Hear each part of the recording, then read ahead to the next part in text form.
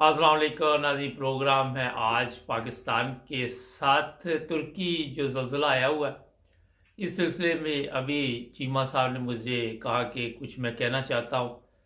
उसके बाद पाकिस्तान की सूरत हाल भी आपको बताएंगे। पहले चीमा साहब की सुनते हैं। जी चीमा साहब, क्या हाल है? जी वालेकुम सलाम वरहमतुल्लाहि वबरकातुहू। मुबारक साहब, बस आज मैं वो देख रहा था।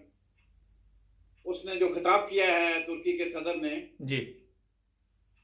तो मैं बड़ा हैरान हुआ कि चले जो कुछ भी है कि तुर्की के अंदर या मुसलमान मुल्कों के अंदर जी। कौन सी तहजीब और कौन से मामला खराब हैं, अल्लाह और अल्लाह के नबी की कहाँ कहाँ जो हम जो है ना तौहीन कर रहे हैं, और कहाँ कहाँ हम जो है ना वो अल्लाह और अल्लाह के नबी के अहकामात से जो है ना वो दूर हैं।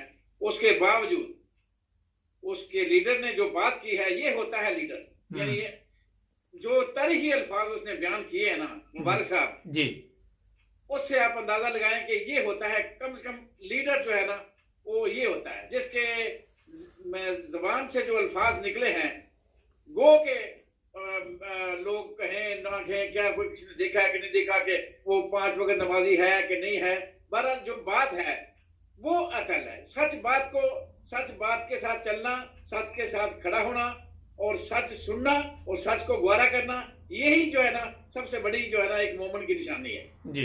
तो हम जो है ना हम तो सच सुनने के लिए दस गए हैं। कितने प्यारे अल्फाज में वो उसने मैं नबी पाक सल्लल्लाहु अलैहि वसल्लम का वाकया बयान किया है, मक्का की हिजरत बयान की है, और कितने प्यारे अंदाज में उसने लोगों को सब्र की तलकीन की है, और इतने बेहतरीन अंदाज में उसने लोगों को इस्लाम के साथ जुड़ा रहने की तलकीन की है।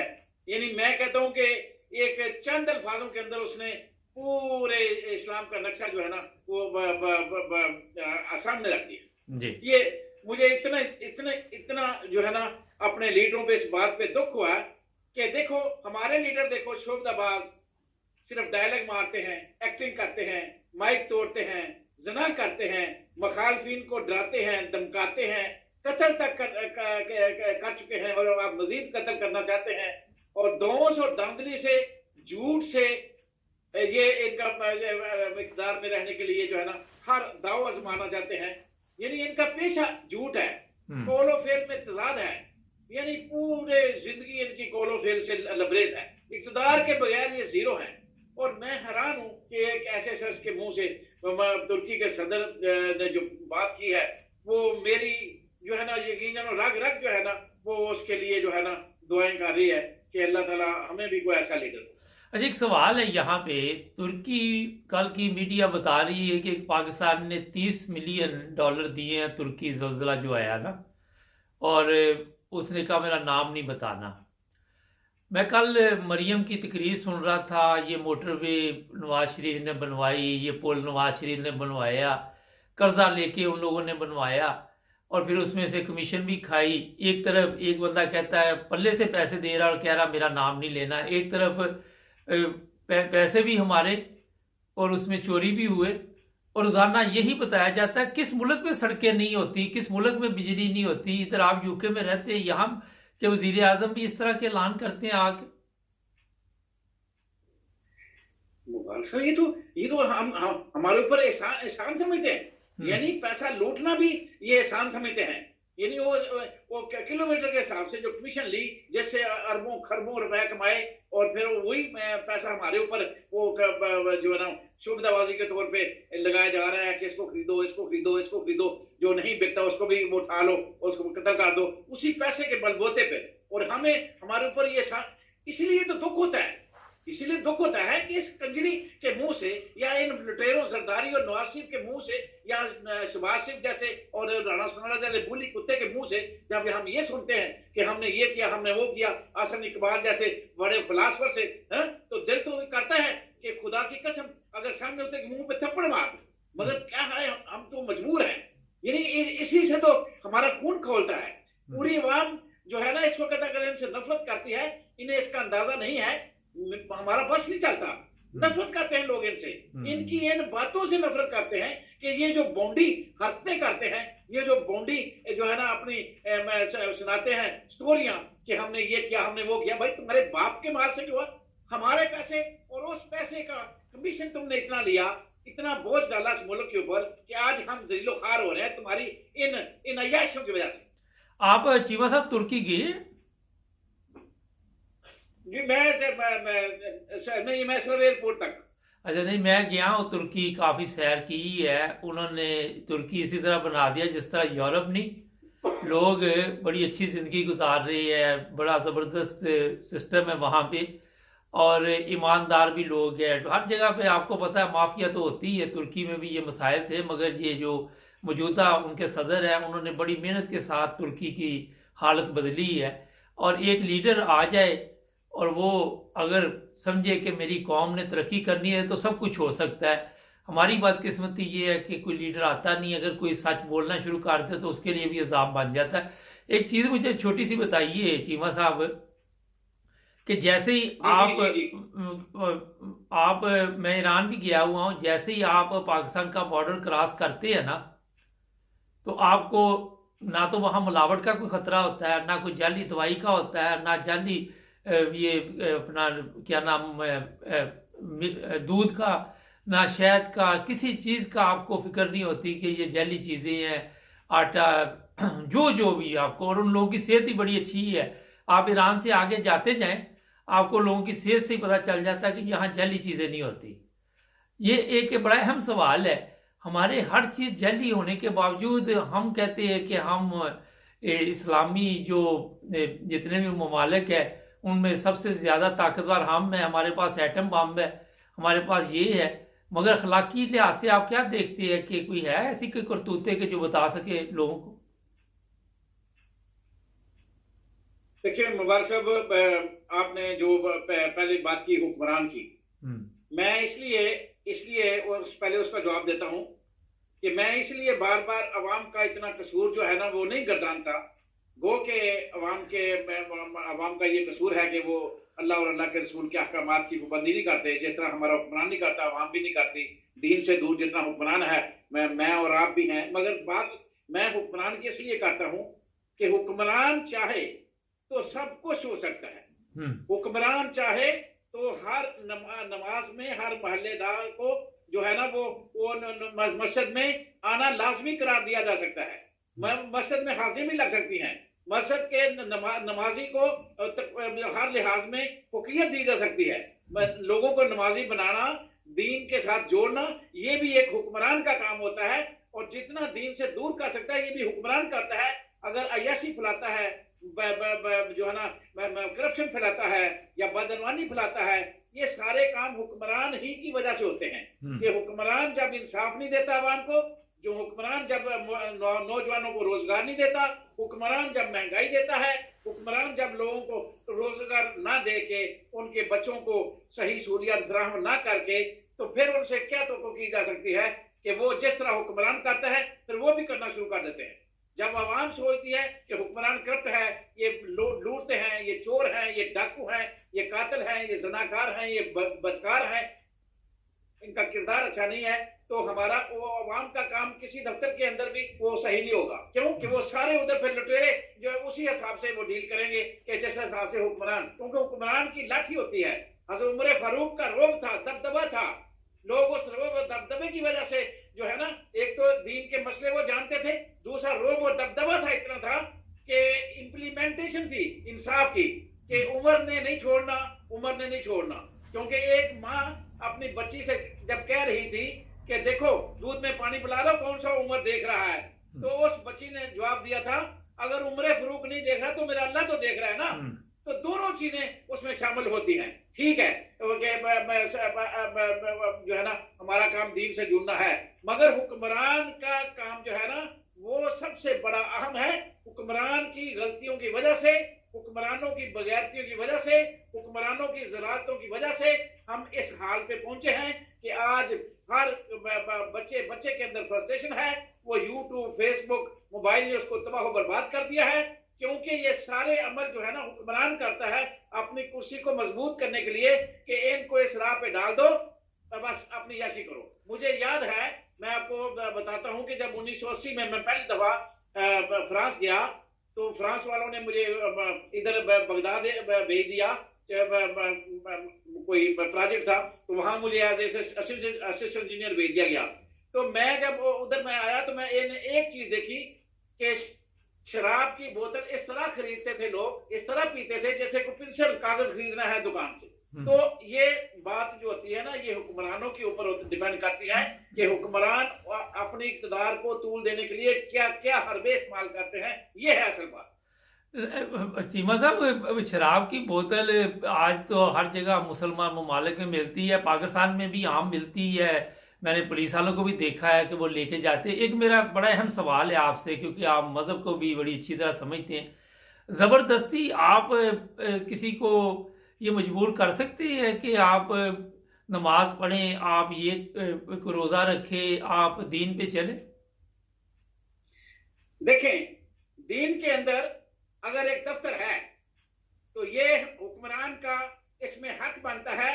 यहां जबरदस्ती हो सकती है कि बर वक्त न, और मुसलमान मुल्कों के अंदर मुसलमानों के ऊपर जबरदस्ती हो सकती है, मगर काफिरों के ऊपर जबरदस्ती नहीं हो सकती। दीन इसकी इजाजत देता है कि मुसलमान को अगर वो मुसलमान कहलवाता है तो फिर शरी तौर पे वो अल्लाह और अल्लाह के रसूल के अहकामात की पाबंदी करे, और ये पाबंदी अगर ना करे तो उससे मजबूरन हुक्मरान का काम है कि वो करवाए। मगर काफिरों के ऊपर जहां तक तल्लुक है, उनके ऊपर जुल्म और ज्यादती नहीं है, उनके ऊपर कोई ऐसा कदर नहीं है। उनको आजादी है इस्लाम के अंदर कि वो अपने अपने मज़हब की अपने अपने हिसाब से अपने पाबंदी करें। ये बात आप ज़हन में रखें। जब हम ये कहते हैं ना कि इस्लाम के अंदर जो है पाबंदी नहीं है, इस्लाम ऐसी खुली छुट्टी नहीं देता। इस्लाम खुली छुट्टी नहीं देता, इस्लाम ने लगामें डाली हुई है। अगर इस्लाम लगामें ना डालता तो आज बेरोजगारी की शिकार जिस तरह लोग हुए हैं, ये सिर्फ इसी तरह हुए हैं। इस जना ये शराब की बोतलें जो आप कह रहे हैं, ये सब कुछ इस्लामी मुल्कों में क्यों हो रहा है?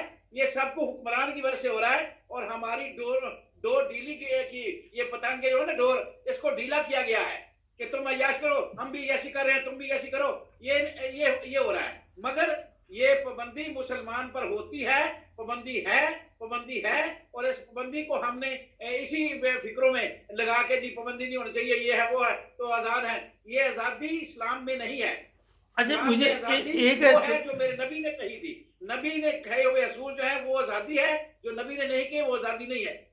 वो बिल्कुल आप जो फरमा रहे हैं ठीक है। ये मुझे बताइए कि हमारा जो पाकिस्तान है, वहाँ तो इंसानी हकूक़ का ख्याल नहीं रखा जा सकता। मज़हब तो बाद में आता है, हकूक़ुल अबाद अदा नहीं किए जाते। वहाँ पे तो सुबह से शाम तक आप देखते हैं झूठ फरेब की महफिलें चलती हैं। तो इस तरह के लोग अगर नमाज पढ़ भी लें तो इनको कोई फ़र्क पड़ सकता है? देखें, पहले तो ये बात है, आप इंसानी हकूक़ को इन यूरोप के खाते में डालते हैं। मैं इसके हक में नहीं हूं। मैं कहता हूं कि कुरान हदीस सबसे बड़ा इंसानी हकूक का अलमबरदार है। मेरा नबी सबसे बड़ा इंसानी हकूक का अलमबरदार था और है और रहेगा। अल्लाह का हकामात इंसानी हकूक के अलमबरदार थे, हैं और ता हयात रहेंगे। ये इंसानी हकूक जितने भी लिए गए हैं, ये कुरान और हदीस से लिए गए हैं, मेरे नबी के फरमान से लिए गए हों। आज अगर हम कुरान और सुन्नत में नबी के अहकामात पे चलने वाले बन जाएं तो इनसे ज्यादा हम जो है ना इंसानी हकूक हमारे अंदर आ जाएं। कितने फीसद? मेरे नबी ने सिखाया रवादारी, मेरे नबी ने सिखाया इखलाक, मेरे नबी ने समझाया कि घर से किस तरह निकलना है, बाथरूम में किस तरह दाखिल होना है, बाथरूम से किस तरह निकलना है। ये मेरे नबी ने सिखाया था, किसी ने इनको नहीं। इन्होंने मेरे नबी के अल्लाह के अहकामात, कुरान और हदीस की बातें, ये सारी इन्होंने जो है ना में अखज़ की हुई हैं। ये कुरान और हदीस पे चल रहे हैं। बेशक ये कहते हैं कि इन्होंने नहीं बनाए, ये इन्होंने बड़े बनाए, इनको मिले कुरान से और मेरे नबी पाक पे। अच्छा, मैं थोड़ी सी अपने मुल्क की बात करते हैं, क्योंकि हमारे तो अपने बड़े मसाइल हैं चीमा साहब। हमारे कितने फीसद लोग जो हैं पाकिस्तान के, वो जिस तरह आप फरमा रहे हैं उसके मुताबिक जिंदगी गुजार रहे हैं? देखें, एक बात ज़हन में रखें, एक बात कति आपने पल्ले बांध लें कि दो वाकयात होते हैं। एक तो यह है कि काफी लोगों के दीन के साथ जुड़े होने की वजह से काफी अजाब टल जाते हैं, पहली बात। और फिर एक हदीस पाक ये भी है कि जब सिर्फ एक आदमी उस आबादी में था और वो जो है ना अपनी इबादत गुजार था, 24 घंटे अल्लाह की इबादत करता था, और जब उस आबादी को अल्लाह जल्ले शान ने तबाह करना चाहा तो फरिश्तों को भेजा। तो फरिश्तों ने आके देखा कि उस बंदे को, तो अल्लाह से अर्ज की कि या बारी ताला, वहां तो एक ऐसा बंदा है जो तेरी 24 घंटे तेरी इबादत करता है, तो क्या आबादी को उल्टने से पहले उसको बचा लें? तो अल्लाह जल्ले शान ने फरमाया, नहीं ऐ मेरे फरिश्तों, उस बंदे को नीचे रखो और सारी आबादी को उसके ऊपर फेंक दो। यानी क्यों? कि उसने वो अल्लाह के और अल्लाह के नबी के अहकामात को जानता था, मगर वो अपने मसल्ले में बैठा था, दूसरे लोगों को उसकी दावत नहीं देता था, दूसरे लोगों को नहीं डराता था, मेरे खौफ से और जहन्नम के खौफ से नहीं डराता था, और नबी की बातें नहीं बताता था। इसलिए उसको नीचे रखो, सारी बातें को उसके ऊपर कर दो। दो बातें इसमें होती हैं। एक तो होती है कि अजाब रुक भी जाते हैं अगर उस आबादी के अंदर चंद लोग परहेजगार हों। तो मैं ये समझता हूं कि इस वक्त जो अजाब रुका हुआ है वो चंद उन लोगों की वजह से है जो अल्लाह के बंदे हैं और कहीं ना कहीं अपना काम कर रहे हैं। चलें, बहुत काम शुक्रिया। कर रहे हैं, दावत का काम भी कर रहे हैं और दुआएं भी कर रहे हैं और कोशिश भी कर रहे हैं, तब वो दो भी कर रहे हैं। अगर वो ना होते, अगर वो अपनी गुठों में, अपने मोर्चों में, अपने मेंबरों के अंदर या हुजरों के अंदर बैठे होते और फिर अजाब आना जो है ना उसको कोई नहीं रोक सकता था। मगर वो लगे हुए हैं, वो डरा रहे हैं, वो कह रहे हैं लोगों बाद आ जाओ, लोगों बाद आ जाओ, नमाज की पाबंदी करो, अल्लाह और अल्लाह के रसूल के अहकामात की पाबंदी करो, और तब ये बचा हुआ है। और जिस दिन वो भी ना रहे, वो अपने हुजरों में चले गए, सच का साथ ना दे सके और ना सच की आवाज बुलंद कर सके, तो उस वक्त इस मुल्क क्या कहीं भी मुसलमान हूं, उस आबादी पे अजाब आना एक 100% जो है ना अल्लाह की तरफ से मुअय्यन है और आके रहता है, आके रहता है, आके रहता है। बहुत शुक्रिया बाजर चीमा साहब, बहुत शुक्रिया, थैंक यू वेरी मच। नाज़रीन एक ब्रेक लेते हैं, यकूब साहब से रब्ता कायम करेंगे। इटली में उनका मैसेज आया हुआ है, सुनते हैं वो क्या कहते हैं। हमारे चैनल को सब्सक्राइब करें, हमें फॉलो कीजिए, टिकटॉक पर भी और फेसबुक पर, यूट्यूब पर भी सब्सक्राइब करें, और अपने दोस्तों को भी बताएं कि सिर्फ एक ही चैनल है जहां पे सच और हक की बात की जाती है। ब्रेक के बाद आपकी तरफ दोबारा हाजिर चलेंगे। इटली यकूब साहब हमारे साथ है। जी यकूब साहब, क्या कहना चाहेंगे आज आप? जी मेरी तरफ अस्सलाम वालेकुम रहमतुल्लाह पाकिस्तानी जनेल साहब करते हैं। मैं थोड़ा जो पहला प्रोग्राम किया आसिफ साहब का, ते तुहानू मैं दस्सिया थी भाई इस बंदे दे मैं चेहरे तो पढ़िया भी ये बंदा कदे भी चंगा नहीं मुल्क लिए होने वाला। ते जेडे बड़े बड़े बड़े दानिशवर ने बंदे जेडे आर्मी च अफसर रिटायर होए ने, मेहदी साहब यादव राजा, उन्होंने आख्या भाई इनू महीना तो दिओ। ते मैं तुहानू पंजाबी दसना, मैं पंजाबी बोलना, मैं कहा जी कोई पुत्र ते कबूतर ये भलूड़ी नूं दिसपैन विच की है। तुहानू मैं कहा सी भाई इहदी शक्ल दसदी है भाई ये बंदा सिर्फ सलाम ठोक के अगे आया, चोरी चुकी करके आया। इहदे च जर्नल ना इहदी शक्ल ना इहदा किरदार है। अगर इहदे च कोई भी खूबी होंदी पहला ये काम करदा, कुछ भी ना करदा, ये अपने वास्ते जन्नत खरीददा, दुनिया ते नेक नामी खरीददा। जिस वेले आया जेड़ा बाजवा रजीम चेंज कर गया, इहदा काम आया भी इनू पता नहीं भाई ये 2 टके दा बंदा तमाशे दा बंदा, उन्हें दरियादम बनाई, इनू ते इंसान कर इंसानियत होई ना दरियादम हो सकदा। ते इहदा काम आया इस रजीम जे इनू रिवर्स करदा। एक दूजा गल है कि इंसाफ नाल गैर जानबदार होके इलेक्शन करवा सकता जेड़ा भी आ जाए। इहदा यही काम है। इस तो बाद चुप करके अपनी जेड़ा आर्मी जिम्मेदारी है उहदे बारे सोचदा, इबादत ते कत्तन सियासत विच ना आउंदा। इहदे वास्ते सब तो वड्डी जिंदगी दी इबादत भी है ते इहदे वास्ते इज्जत दा मकाम भी है, ताकि पुराने वर्गा, मुशर्रफ वर्गा या राहील शरीफ वर्गा या क्यानी वर्गा या बाजी वर्गा लोग इनू याद ना करते। इहदे वास्ते लानत इकट्ठी ना होंदी, इज्जत नाल बाइज्जत पेश घट भी होंदा, क्योंकि एक मंगते मौलवी दा पुत्तर है पेने दा, इहदी कोई औकात नहीं। ये सिर्फ सलूट मार के ठग करके गया है, चोरी चुकी करके गया है। निकल बाजवा गया, इंजी गया, इंजी राहील शरीफ आया। मुशर्रफ जेड़ा उसकी कहानी होर है, वो बंदा वरियाम आया। और जिस जी दुनिया की ये चाशनी है ना, ਇਹ ਬੰਦੇ ਨੂੰ ਦੂਜੇ ਪਾਸੇ ਲੈ ਜਾਂਦੀ ਹੈ, ਬਸ ਉਸ ਪਾਸੇ ਟੁਰ ਗਿਆ। ਲੇਕਿਨ ਉਹਨੂੰ ਖੁਦ ਨਵਾਜ਼ ਸ਼ਰੀਫ ਨੇ ਦਾਅਵਾ ਦੇ ਕੇ ਆਪਣੀ ਬਗਾਤੀ ਨੂੰ ਲਿਆਂਦੇ ਆ। ਉਹ ਗਲਤ ਹਰਕਤ ਨਾ ਕਰਦਾ, ਉਹਦੀ ਗੈਰ ਮੌਜੂਦਗੀ ਚੇਂਜਿੰਗ ਨਾ ਕਰਦਾ ਤੇ ਮੁਸ਼ਰਫ ਕਦੇ ਵੀ ਮਾਰਸ਼ਲ ਆਰਟ ਨਹੀਂ ਲਾਉਂਦੇ। ਬਾਕੀ ਜਿਹੜੇ ਤਰੇ ਬੰਦੇ ਨੇ ਯਾਨੀ ਜਾਂ ਬਾਜਵਾ ਜਿਹੜਾ ਰਾਈ ਸ਼ਰੀਫ ਹੈ ਤੇ ਉਹ ਰਾਈ ਸ਼ਰੀਫ ਦੇ ਹੁੰਦੇ ਆ, ਉਹ ਕਿਸੇ ਦੇ ਖਾਤੇ ਨਹੀਂ, ਉਹ ਲੋਕ ਨਾਂ ਨਹੀਂ ਲੈਂਦੇ। ਮੇਰੇ ਜ਼ਿਲ੍ਹੇ ਦਾ, ਮੇਰੀ ਤਹਿਸੀਲ ਦਾ, ਮੈਂ ਉਹਨੂੰ ਸਭ ਤੋਂ ਪਹਿਲਾਂ ਗੱਦਾਰੇ ਆਦਮੀ ਸਮਝਦਾ। ਉਹਦਾ ਕੱਦ ਤੱਕੋ, ਉਹਦੀਆਂ ਮੁੱਛਾਂ ਤੱਕੋ। ਉਹ ਤੇ ਚਲਾ ਗਿਆ ਹੁਣ, ਉਹ ਤੇ ਚਲਾ ਗਿਆ ਹੁਣ ਕੀ ਕਰਨਾ। ਉਹ ਆਪਣਾ ਮਰੀਮ ਕਹਿਣ ਰਹੀ ਹੈ ਕਿ ਵੋਟ ਮੈਨੂੰ ਦਿਓ ਔਰ ਨਵਾਜ਼ ਸ਼ਰੀਫ ਨੂੰ ਤੁਸੀਂ ਯਾਦ ਕਰਦੇ ਜੇ। ਉੱਚਾ ਬੋਲੋ, ਆਵਾਜ਼ ਬਿਲਕੁਲ ਨਹੀਂ ਤੁਹਾਡੀ ਪਈ। ਮੈਂ ਕਿਹਾ ਮਰੀਮ ਕਹਿਣ ਰਹੀ ਹੈ ਕਿ ਵੋਟ ਨਵਾਜ਼ ਸ਼ਰੀਫ ਨੂੰ ਦਿਓ, ਹੁਣ ਫਿਰ ਨਵਾਜ਼ ਸ਼ਰੀਫ ਹੀ ਮੁਲਕ ਠੀਕ ਕਰੇਗਾ, ਪਹਿਲੇ ਵੀ ਨਵਾਜ਼ ਸ਼ਰੀਫ ਨੇ ਕੀਤਾ। ਅੱਲਾ ਲਿਓ ਫਿਰ ਉਹ ਤੇ ਤੁਹਾਨੂੰ ਪਤਾ ਨਾ ਬਈ, ਅਸਤਗਫਿਰullah ਕਰੋ ਤੁਸੀਂ ਤੇ ਉਹਨੂੰ ਆਦੇ ਨੂੰ ਨਾ ਇਹਨਾਂ ਰੱਖੇ ਨੇ ਮੁਸਲਮਾਨਾਂ ਦੇ ਕਿਰਦਾਰ। ਇਹਨਾਂ ਦੇ ਤੁਹਾਨੂੰ ਪਤਾ ਜਿਹੜੇ ਹੈ ਨਾ, ਉਹ ਇਹਨਾਂ ਦੇ ਫਿਰ ਮਜ਼ਦੂਰੀ ਵਾਲੇ ਨੇ। ਬੰਦਾ ਕੀ ਕਹਿ ਸਕਦਾ ਹੈ ਜਿਸ ਤਰ੍ਹਾਂ ਉਹ ਲੱਗੀ ਹੈ, ਜਿਸ ਤਰ੍ਹਾਂ ਗਈ ਹੈ। ਜਿਹੜਾ ਮੁਲਕੇ ਪਾਕਿਸਤਾਨ ਦੇ ਟੈਕਸ ਦੇ ਪੈਸੇ ਦੇ ਜਿਹੜੇ ਹਰ ਰੋਜ਼ ਨਵਾਂ ਸੂਟ ਪਾਉਂਦੀ ਹੈ, ਜਿਹੜੀ ਨਵੀਂ ਮੇਕਅਪ ਕਰਦੀ ਹੈ, ਜਿਹੜੇ ਉਹ ਮੇਕਅਪ ਤੇ ਕਰਨਾ ਹੀ ਹੈ ਨਾ। ਉਹਨੇ ਕੀ ਕਰੇ, ਸਾਰੀਆਂ ਹੀ ਔਰਤਾਂ ਕਰਦੀਆਂ ਨੇ ਮੇਕਅਪ, ਉਹ ਕੋਈ ਕੱਲੀ ਕਰਨ ਦੀ ਉਹ ਨਹੀਂ ਕਰਦੀ ਵੀ। ਜਿਹੜੀ ਦੂਜੀਆਂ ਔਰਤਾਂ ਕਰਦੀਆਂ ਨੇ ਉਹ ਮੇਕਅਪ ਕਰਦੀਆਂ ਨੇ, ਇਹ ਡੈਂਟਿੰਗ ਪੈਂਟਿੰਗ ਕਰਦੀ ਹੈ, ਇਹ ਮੇਕਅਪ ਨਹੀਂ ਕਰਦੀ। ਉਹ ਦੂਜੀ ਜਨਾਬਰੀ ਆਪਣੇ ਆਪ ਨੂੰ ਜਿਹੜਾ ਇਹਨੇ ਬਿਆਨ ਦਿੱਤਾ ਕਿ ਤਾਂ ਕਰਦੇ ਨੇ ਪੀਟੀਆਈ ਵਾਲੇ, ਮੇਰਾ ਸਦਵਾ ਮੇਰੀ ਸ਼ਕਲ ਸੋਹਣੀ ਆ, ਦਲੀਏ ਤਗੜੀ ਔਰਤੇ ਗੰਦੀ ਦਲੀਏ ਤਾਲੀ ਤੇਰੀ ਕਦੀ ਸ਼ਕਲ ਸੋਹਣੀ। ਉਹ ਤੂੰ ਔਰਤਾਂ ਵੇ ਪਾਕਿਸਤਾਨ ਚ ਉਹ ਪਾਕੀਜ਼ਾ ਔਰਤਾਂ ਧੀਆਂ ਭੈਣਾਂ ਲੋਕਾਂ ਦੇ ਘਰ ਨੇ, ਇਹਨਾਂ ਦੀ ਜੁੱਤੀ ਬਰਾਬਰ ਨਹੀਂ ਹੈ। ਤੂੰ ਉਹਨਾਂ ਦੇ ਕੋਲ ਬਹਿਣ ਦੇ ਕਾਬਲ ਨਹੀਂ ਹੈ। ਸਿਰਫ ਉਹ ਸ਼ੀਸ਼ੇ ਦੇ ਸਾਹਮਣੇ 24 ਘੰਟੇ ਖਲੋ ਕੇ ਨਹੀਂ ਤੱਕਦੇ ਕਿ ਮੈਂ ਬਾਅਦ ਚ ਬੇਨਜ਼ੀਰ ਬਣਨੀ ਹੈ। ਲੋਕਾਂ ਦੇ ਪੈਸੇ ਨੇ, ਹਰਾਮ ਦੀ ਕਮਾਈ ਦੇ ਤੂੰ ਸੂਟ ਪਾਣੇ ਨੇ। ਇੱਕ ਤੂੰ ਨੌਕਰ ਰੱਖਿਆ ਸਪੈਸ਼ਲ ਤੇ ਉਹਨੂੰ ਜਿਹੜਾ ਘੋੜੀ ਸਗਾ ਕੇ ਘਰੋਂ ਬਾਹਰ ਕੱਢਦਾ ਮੀਡੀਆ ਸਾਹਮਣੇ।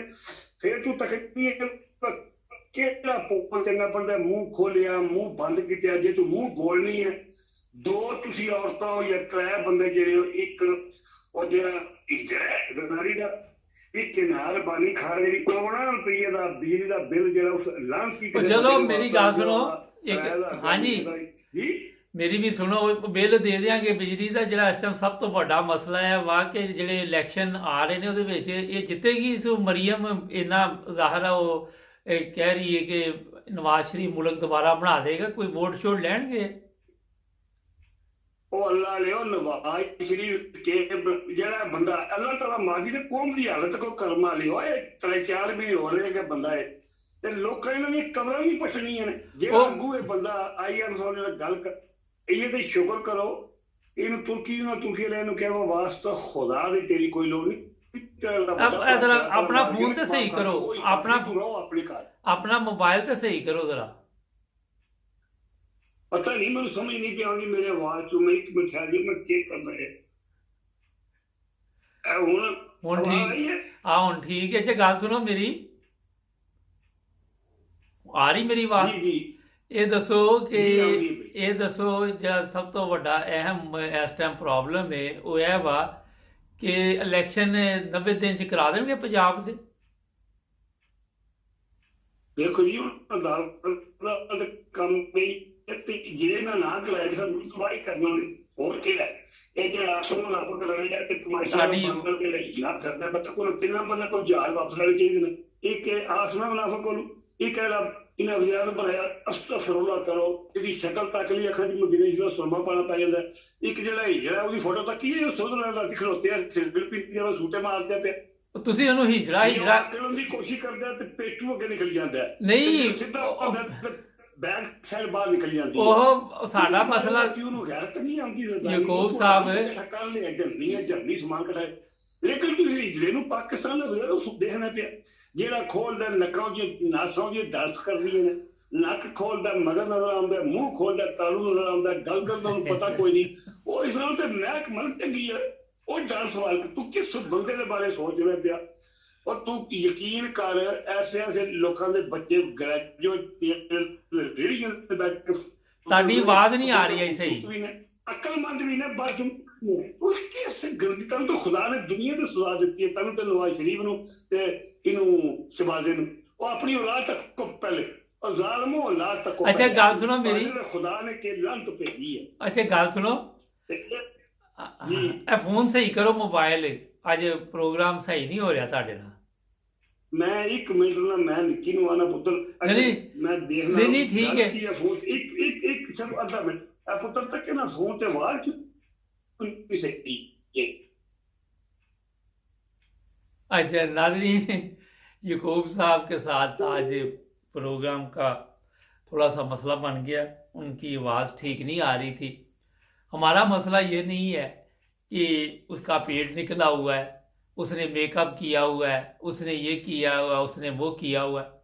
हमारा जो सबसे बड़ा प्रॉब्लम है वो है पाकिस्तान जो सबसे ज़रूरी है, और पाकिस्तान की अवाम और उनके मसाइल। ये जो भी बंदा हल करे वो है पाकिस्तान का लीडर। अभी तक किसी को ये तौफीक नहीं मिली। आने वाले दिनों में देखते क्या बनता है। हमारे प्रोग्राम को सब्सक्राइब कर जुड़े रहें हमारे साथ ताकि और भी प्रोग्राम देखते रहें।